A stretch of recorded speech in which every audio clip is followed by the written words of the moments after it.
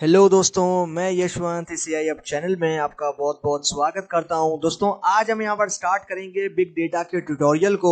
और दोस्तों यहां पर आज सीखेंगे हम बिग डेटा के सारे थ्योरेटिकल कॉन्सेप्ट्स को। तो यार अभी बिना टाइम को वेस्ट किए करते हैं अपने ट्यूटोरियल को स्टार्ट। दोस्तों यहां पर सीखते हैं कि क्या होता है बिग डेटा और इसकी क्या जरूरत होती है।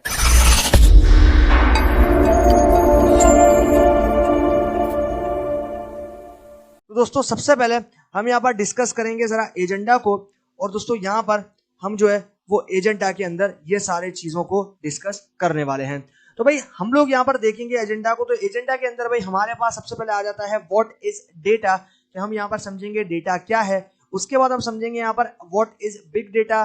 देन हम समझेंगे यहाँ पर examples of big data, categories of big data, characteristics of big data, advantages of big data processing.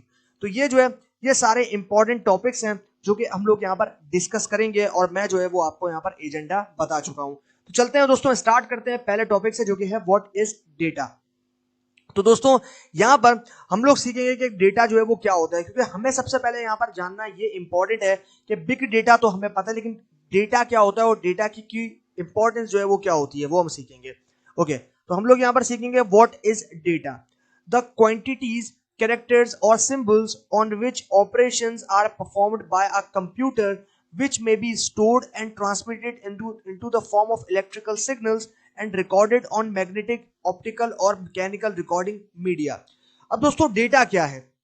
Data है हमारे पास क्वांटिटीज, कैरेक्टर्स और सिंबल्स, और जितने भी ऑपरेशंस हम लोग परफॉर्म करते हैं कंप्यूटर के अंदर, उनको अगर हम यहाँ पर स्टोर कर सकें, उनको अगर हम यहाँ पर ट्रांसमिट कर सकें इलेक्ट्रिकल सिग्नल्स की फॉर्म में, और उनको जो है हम लोग स्टोर कर सकें मैग्नेटिक डिस्क, यानी कि आपके पास हार्ड ड्राइव या फिर आपके पास मान लो स्टोरेज कैपेसिटीज वाली जो बड़ी बड़ी ड्राइव्स होती हैं उनके अंदर हम स्टोर कर सकें, ऑप्टिकल टाइप डिस्क होगी, और आपके पास मैकेनिकल रिकॉर्डिंग मीडिया होगा, तो उसके अंदर जो है हम लोग इनको स्टोर कर सकें, तो वो जो है वो हमारे पास होता है डेटा। अब दोस्तों डेटा जो है वो कई फॉर्म में हो सकता है। डेटा आपके पास पिक्चर्स की फॉर्म में भी हो सकता है, डेटा आपके पास जो है यहाँ पर इमेजेस की फॉर्म में जो है वो हो सकता है, डेटा आपके पास यहाँ पर ऑडियो की फॉर्म में हो सकता है, वीडियो की फॉर्म में हो सकता है। आपके पास डेटा कई तरह की फॉर्म्स के अंदर जो है वो प्रेजेंट हो सकता है। अब क्योंकि हमारे पास इंटरनेट प्रेजेंट है, हमारे पास इंटरनेट जो है वो काफी पहले से प्रेजेंट है, तो ऐसी सिचुएशन में हमारे पास बहुत बहुत ज्यादा जो डेटा है ना वो यहाँ पर जनरेट होता रहता है हर दिन। तो ये जो है ये एक बेसिक सी चीज थी कि डेटा जो है वो यहाँ पर क्या होता है और डेटा क्यों इंपॉर्टेंट होता है। अब हम लोग यहाँ पर आते हैं इसके ऊपर और अभी हम लोग जानेंगे कि बिग डेटा क्या होता है। तो बिग डेटा जो है हमारे पास क्या होता है ये जो है अभी हम लोग यहाँ पर समझेंगे। तो यहाँ पर आप देख रहे हो big data is a collection of data that is huge in volume yet growing exponentially with time. यानी कि जो बिग डेटा होता है वो एक कलेक्शन ऑफ डेटा होता है, मतलब बहुत ही बड़े स्केल पे जो डेटा होता है उसको हम लोग बोलते हैं यहाँ पर बिग डेटा। और बहुत ही बड़ी मिकदार, बहुत ही बड़ी क्वांटिटी में जो है यहाँ पर डेटा होता है, बहुत ही बड़ी क्वांटिटी में जो है वो यहाँ पर अनटाइडी डेटा जो है वो प्रेजेंट होता है। तो उस डेटा को बहुत ही बड़े स्केल पे जो डेटा होता है उस डेटा को हम लोग बोलते हैं यहाँ पर बिग डेटा, जो कि काफी लार्ज वॉल्यूम में, काफी ह्यूज वॉल्यूम में जो है वो हमें देखने को मिलता है, yet growing exponentially with time. और ये जो है ये एक्सपोनेंशियली ग्रोथ करता है टाइम के साथ साथ, मतलब जैसे जैसे टाइम बढ़ता जाता है वैसे वैसे डेटा भी जो है वो इंक्रीज होता जाता है, डेटा भी जो है वो इंक्रीमेंट होता जाता है। It is a data with so large size and complexity that none of traditional data management tools can store it or process it efficiently. Big data is also a data but with huge size. अब दोस्तों उसके अलावा ये जो data होता है ये काफी ज्यादा लार्ज साइज का डेटा होता है, मतलब काफी ज्यादा बड़ा डेटा होता है। और दोस्तों कॉम्प्लेक्सिटी जो कि इस डेटा के अंदर आपके पास होती है वो काफी ज्यादा होती है, क्योंकि ये मिक्सिंग होती है सारे डेटा की, रैंडम सोर्सेज से एक डेटा का पूरा क्लस्टर जो है वो आपके पास आता है, बहुत ही बड़े स्केल पे आपके पास डेटा प्रेजेंट है। तो उस डेटा के लिए, उस डेटा को हैंडल करने के लिए काफी ज्यादा जो ट्रेडिशनल डेटा मैनेजमेंट टूल्स हैं उनको भी यूज किया जाता है, ताकि उसको जो है प्रॉपर्ली अपने अपने हिसाब से स्टोर करवाया जा सके उनकी रिक्वायर्ड ड्राइव्स के अंदर। और उस प्रोसेस को काफी ज्यादा एफिशिएंट बनाने में भी ये मैनेजमेंट टूल्स एक ही बहुत अच्छा रोल प्ले करते हैं। Big data is also a data but with huge size. Big data भी जो है वो एक तरह का डेटा ही है, लेकिन बस फर्क सिर्फ ये है कि जो बिग डेटा है वो बहुत ही बड़े साइज का डेटा होता है, बहुत ही बड़े स्केल पे जो है उसको यहाँ पर यूज किया जाता है और बहुत ही बड़े स्केल से जो है जो डेटा जनरेट होता है उस डेटा को हम लोग सिंपल बोलते हैं यहाँ पर बिग डेटा। तो ये जो है ये हमारे पास यहाँ पर बात हो गई कि बिग डेटा क्या होता है।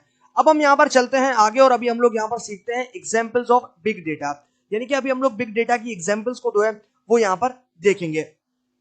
तो आप यहाँ पर देख रहे हो the New York stock exchange is an example of big data that generates about 1 terabyte of new trade data per day.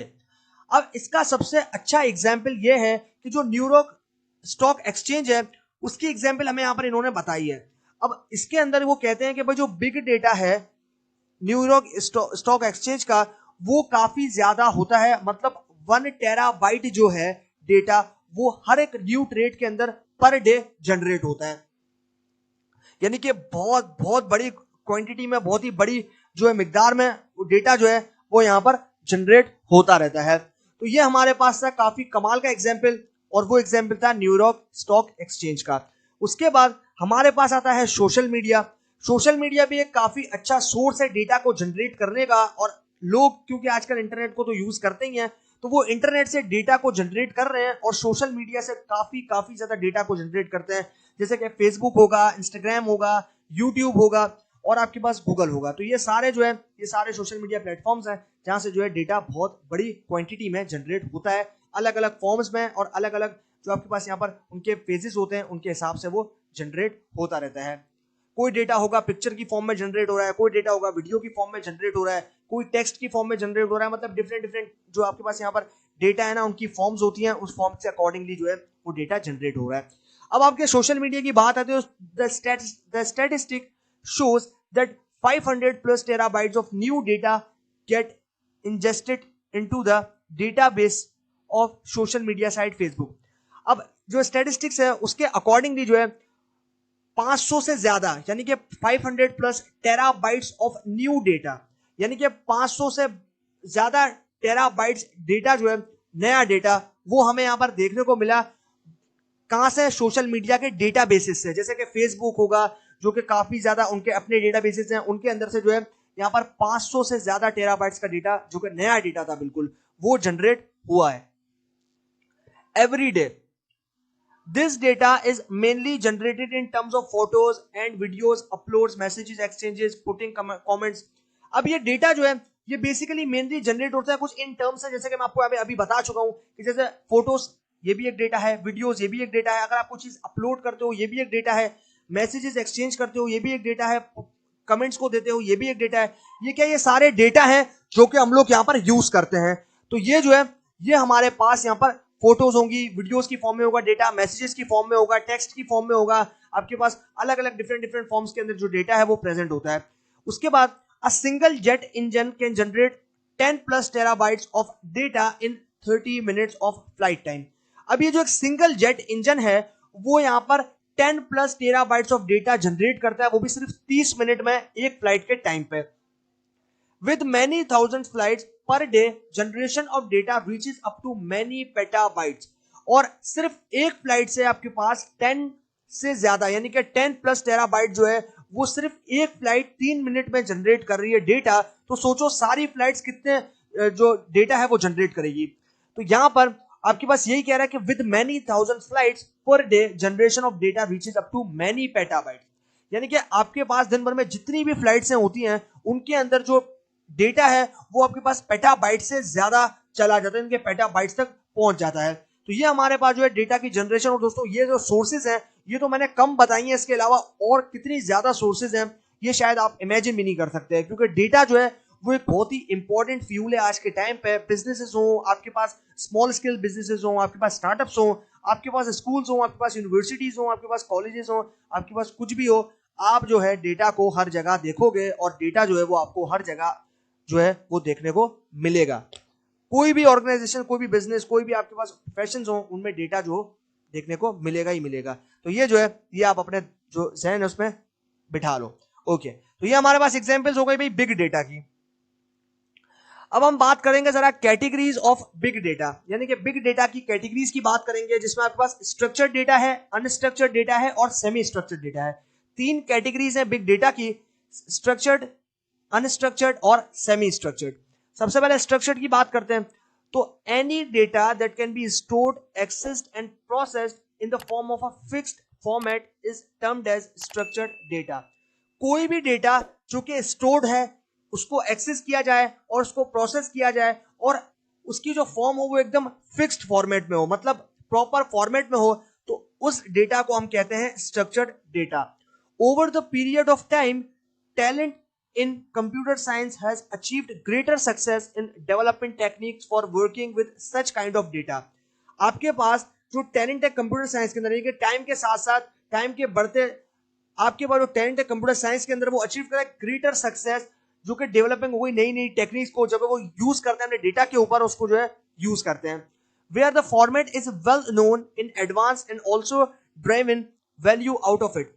और उसके अलावा जो उसका फॉर्मेट है उसको तो वो अच्छी तरह समझते हैं, और दोस्तों यहाँ पर उसके साथ वो जो है उन वैल्यूज को जो है अच्छे तरीके से यूज कर सकते हैं, ताकि वो जो है उनके लिए काफी ज्यादा वैल्यूएबल हो और वो जो है उनसे अच्छी इंसाइट्स को ले सकें। However, nowadays we are foreseeing issues when a size of search data grows to a huge extent. Typical sizes are being in the range of multiple zettabytes। अब आज के टाइम में, यानी कि आज के वक्तों में, आज के दिनों में हमारे पास जो डेटा होता है उसके अंदर ये इश्यूज होते हैं कि उनमें साइज है वो बहुत ही बड़ा होता है। तो ऐसे में उनमें से जो गार्बेज डेटा है उसको उसको जो है वो यहाँ पर एक्सट्रैक्ट किया जाता है और फिर उसको जो है वो रिमूव कर दिया जाता है। बाकी जो डेटा है वो हमारे पास उसके अलावा मल्टीपल जो zettabytes है उसमें भी प्रेजेंट होता है, तो वो जो है हमारे काम को उसको जो है हम लोग यहाँ पर डेटा बेसिस में स्टोर करवा देते हैं, और फिर वो हमारी काफी हद तक मदद करता है हमारे बिजनेस की एक्टिविटीज को समझने में भी और बाकी कामों को करने में भी। अब हमारे पास यहाँ पर आता है, do you know 10 power 21 bytes equal to 1 zettabyte और 1 billion terabytes forms a data. यानी कि आपको पता है कि आपके पास जो यहाँ पर 10 की पावर, यानी कि 10 raise to the power 21 bytes बराबर होता है 1 zettabyte के, और 1 zettabyte बराबर होता है 1 बिलियन टेराबाइट्स के, जो कि फॉर्म्स आपके पास देखने को मिलती है zettabyte में। Do you no data stored in a relational database management system is one example of a structured data. और स्ट्रक्चर्ड डेटा की एक अच्छी एग्जांपल ये भी है कि जो स्ट्रक्चर्ड डेटा होता है वो स्टोर होता है RDBMS में, यानी कि रिलेशनल डेटाबेस मैनेजमेंट सिस्टम में, और ये जो है ये भी एक एग्जांपल है आपके पास यहाँ पर स्ट्रक्चर्ड डेटा का। अब हम लोग बात करते हैं जरा एग्जांपल की, भाई स्ट्रक्चर्ड डेटा की क्या एग्जांपल है। तो भाई ये जो है ये हमारे पास एक टेबल है, यानी कि ये जो है ये हमारे पास एक यहाँ पर डेटा सेट है जो कि हमें बता रहा है सारी इंफॉर्मेशन। हमारे पास इसमें जो है वो टोटल 5 कॉलम्स हैं, employ ID, employ name, gender, department और सैलरी इन लैक्स। ये जो है ये हमारे पास कंप्लीट यहाँ पर एक स्ट्रक्चर्ड डेटा सेट है, यानी कि एक स्ट्रक्चर्ड फॉर्मेट में डेटा सेट है। अब आप यहाँ पर इस बात से भी इसका अंदाजा लगा सकते हो कि यहाँ पर जो ये डेटा सेट है, आप यहाँ पर खुद देख सकते हो कि यहाँ पर जो डेटा है वो एकदम प्रिसाइज है, डेटा जो है वो एकदम स्ट्रक्चर्ड है। डेटा के अंदर कोई भी जो है वो यहाँ पर कॉलम इररेलेवेंट नहीं है, या कोई भी कॉलम एम्प्टी नहीं है, कोई भी कॉलम नल नहीं है।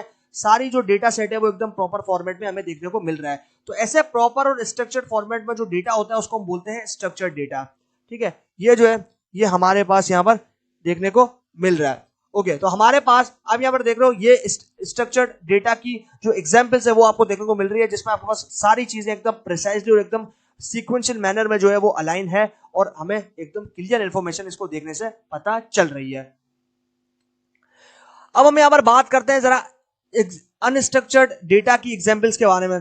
तो भाई अनस्ट्रक्चर्ड डेटा, सबसे पहले तो any data with unknown form और the structure is classified as unstructured data. कोई भी डेटा जिसकी अननोन फॉर्म हो, मतलब कोई फॉर्म ही नहीं है, उसमें पिक्चर्स भी हैं, उसमें वीडियोस भी हैं, उसमें ऑडियो भी है, सारी चीजें उसमें मिक्स है, मतलब कोई फॉर्म नहीं है, कोई प्रॉपर फॉर्मेट नहीं है, कोई स्ट्रक्चर नहीं है, तो ऐसे डेटा को हम लोग क्लासिफाइड करते हैं अनस्ट्रक्चर्ड डेटा की कैटेगरी में। इसमें जो है हम लोग यहाँ पर क्या करते हैं, अनस्ट्रक्चर्ड डेटा की कैटेगरी में जो है ये आता है। In addition to the size being huge, और इसका जो साइज होता है वो काफी ज्यादा बड़ा होता है। Unstructured data poses multiple challenges in terms of its processing for driving value out of it.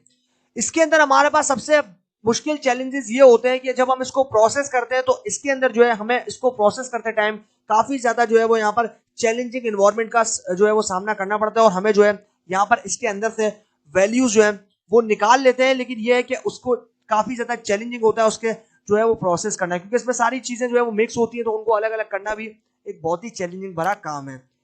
A typical example of unstructured data is a heterogeneous data source containing a combination of simple text file। अब ये जो हमारे पास एक example है unstructured data की, वो ऐसा क्या है, वो हेट्रोजीनियस डेटा सोर्स है जहां से कंटेन होता है combination of simple text files, यानी कि जो सिंपल टेक्स्ट फाइल्स होती हैं उनका जो कॉम्बिनेशन होता है वो जो है वो भी हमारे पास यहाँ पर डेटा सोर्स के अंदर आता है, और ये आता है अनस्ट्रक्चर्ड डेटा की कैटेगरी में। जैसे आपके पास टेक्स्ट फाइल्स है, इमेजेस है, वीडियोस हैं, ये मिक्सिंग है, और ये मिक्सिंग आ गई अनस्ट्रक्चर्ड में, क्योंकि ये अलग अलग नहीं है, एक ही जो आपके पास डेटा है उसमें सारी चीजें मिक्स आउट है।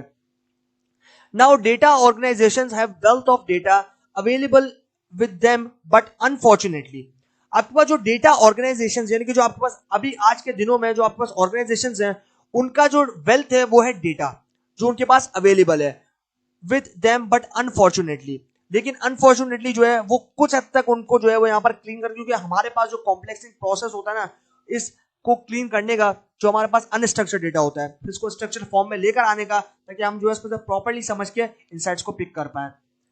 They don't know how to derive value out of it since this data is in its raw form or unstructured format।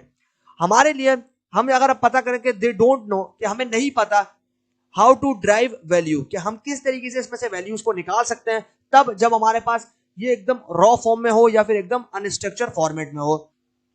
तो ये हमारे पास यहाँ पर आ गई इसकी एग्जाम्पल। अब एग्जाम्पल में आप देख रहे हो ये हमारे पास जो है गूगल का वेब पेज हो दोस्तों, यहाँ पर ये जो आपके पास यहाँ पर पेज है, ये जो गूगल सर्च इंजन में हमने सर्च किया, आप देख रहे हो यहाँ पर हमारे पास डेटा जो है वो एकदम अनस्ट्रक्चर्ड फॉर्मेट में है, कोई भी फॉर्मेट कोई भी जो स्ट्रक्चर्ड है वो नहीं देखने को मिल रहा है। आप देख रहे हो सारा जो है वो सारा अनस्ट्रक्चर्ड फॉर्मेट है। आप यहाँ पर देख पा रहे हो कि हमारे पास ये सारा जो है वो अनस्ट्रक्चर्ड है, इसमें पिक्चर्स भी हैं, इसमें टेक्स्ट भी हैं, इसमें नंबर्स भी हैं, इसमें सारी चीजें जो है वो यहाँ पर मिक्स है। तो ये क्या है, ये एग्जाम्पल है हमारे पास अनस्ट्रक्चर्ड डेटा की। ओके, तो अब हम यहाँ पर बात करेंगे यहाँ पर सेमी स्ट्रक्चर्ड डेटा की एग्जांपल्स की। तो आप यहाँ पर देख रहे हो semi structured data can contain both the forms of data. अब सेमी स्ट्रक्चर्ड का मतलब है कि इसके अंदर आपके पास टाइडी फॉर्मेट में भी डेटा होगा और अनटाइडी फॉर्मेट में भी डेटा होगा। मतलब डेटा जो है यहाँ पर अनस्ट्रक्चर्ड डेटा भी होगा और यहाँ पर स्ट्रक्चर्ड डेटा भी होगा। तो unstructured data plus structured data दोनों को मिला के बनता है सेमी स्ट्रक्चर्ड डेटा। और यहां पर यही बात की गई है कि semi structured data can contain both the forms of data. Semi जो स्ट्रक्चर्ड डेटा है वो यहां पर दोनों फॉर्म्स जो है डेटा की उन दोनों को कंटेन करता है। We can see semi structured data as a structured in form, but it is actually not defined with a table definition in relational DBMS. Example of semi-structured data is a data represented in an XML file. अब यहां पर ये कहता है भाई we can see semi-structured data as a structured in form। अब जो हम यहां पर देखते हैं सेमी स्ट्रक्चर्ड डेटा को वो देखते हैं हम स्ट्रक्चर्ड फॉर्म में, but it is actually not defined with, लेकिन एक्चुअल में वो डिफाइंड नहीं होता। अ table definition in relational database management system, और जो हमारे पास टेबल की डेफिनेशन होती है रिलेशनल डेटाबेस मैनेजमेंट सिस्टम में, वो एग्जांपल होती है सेमी स्ट्रक्चर्ड डेटा की, जिसमें आपके पास जो है यहाँ पर रिप्रेजेंट होती है XML फाइल्स भी। तो ये जो है ये हमारे पास हो गया यहाँ पर एग्जांपल सेमी स्ट्रक्चर्ड डेटा का। अब आप यहाँ पर देख रहे हो कि हमारे पास ये जो ग्राफ है, इस ग्राफ के अंदर आप देख पा रहे हो कि हमारे पास 2010 से लेकर 2030 तक क्या ग्रोथ होगी डेटा की, जिसमें आपके पास स्ट्रक्चर्ड डेटा है और अनस्ट्रक्चर्ड डेटा है। अब जो स्ट्रक्चर्ड डेटा है वो हाईलाइटेड है ब्लू कलर से, और जो आपके पास यहाँ पर स्ट्रक्चर्ड डेटा है वो हाईलाइटेड है यहाँ पर पर्पल कलर से। अब यहाँ देख रहे हो अनस्ट्रक्चर्ड डेटा जो है वो हाईलाइट है यहाँ पर पर्पल कलर से, और स्ट्रक्चर्ड डेटा है हाईलाइट यहाँ पर ब्लू कलर से। अब आप देख रहे हो ज्यादातर जो डेटा है, यानी कि बड़ी अमाउंट में जो डेटा है वो डेटा है अनस्ट्रक्चर्ड, सिर्फ कम अमाउंट में जो डेटा है वो है स्ट्रक्चर्ड। तो इस अनस्ट्रक्चर्ड डेटा के अंदर से हम जो है वो इंपॉर्टेंट डेटा को पिक करके उसको एक प्रॉपर फॉर्मेट में लेकर आ सकें, तो हमारा स्ट्रक्चर्ड डेटा का जो ग्राफ है, जो स्केल है, वो भी बढ़ जाएगा। तो ये जो है ये हमारे पास, अब यहाँ पर आप देख रहे हो ये जो हमारे पास लाइन है इस पे लिखा है वी आर हियर, यानी कि हम लोग जो है वो अभी तक यहाँ पर हैं, हम लोग जो है वो अभी तक सिर्फ यहाँ पर हैं, कि डेटा जो है वो बहुत बहुत ज्यादा बड़ा है। हम लोग जो है अभी यहाँ पे 78 योटाबाइट जो है डेटा वो हमारे पास यहाँ पर प्रेजेंट है। यहाँ पर आप देख रहे हो अभी जो है हम लोग यहाँ पर है कि बहुत कम डेटा जो है वो अभी हमारे पास प्रेजेंट है, वो भी हमारे लिए काफी ज्यादा बड़ा लगता है।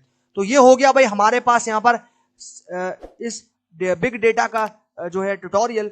और दोस्तों यहाँ पर हमने समझे कुछ थियोरेटिकल कॉन्सेप्ट्स इसके अंदर, बाकी हम सीखते हैं आगे आने वाले बिग डेटा के सेशन में और इसको जो है और ज्यादा एक्सप्लोर करेंगे। फाइनली ये सेशन जो है वो यहाँ पर हो गया एंड, और बाकी सीखते हैं आगे आने वाले बिग डेटा के सेशन में। तब तक के लिए गुड बाय।